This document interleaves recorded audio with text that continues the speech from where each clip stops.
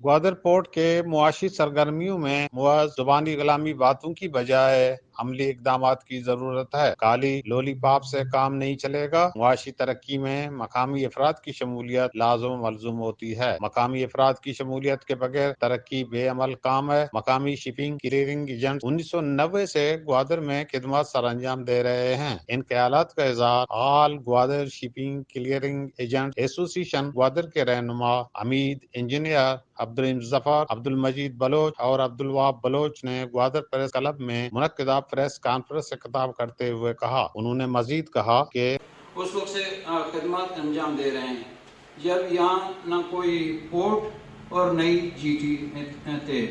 हम समंदर के गहरे पानी से कार्गो लॉन्चों से छोटी छोटी किश्तियों के जरिए कार्गो उतारते थे और फिर जब गवादर पेशावर बना तो हम बड़े बड़े कार्गो लॉन्चों की शिपिंग और क्लियरिंग के काम को कामयाबी से अंजाम देते रहे। गवादर में जब एक गैर मुल्की कंपनी कार्गो हम मकामी क्लियरिंग एजेंट्स ने कामयाबी के साथ हैंडल किया था। जब 2007 50,000 टन गंदम का जहाज गवादर आया तो हमने लड़ झगड़ कर इस जहाज की शिपिंग और क्लियरिंग कराची के बड़े शिपिंग और क्लियरिंग एजेंट से सबलेट कराई।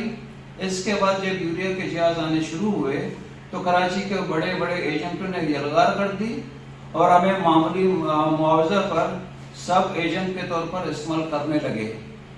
इसके बाद हमने ये All Gwadar shipping clearing agent association बनाई। सब मकामी एजेंट्स को यकजा और मुत्तहद किया और काफ़ी जद्दोजहद के बाद हम बराह रास्त शिपिंग और क्लियरिंग का काम लेने में कामयाब हो गए।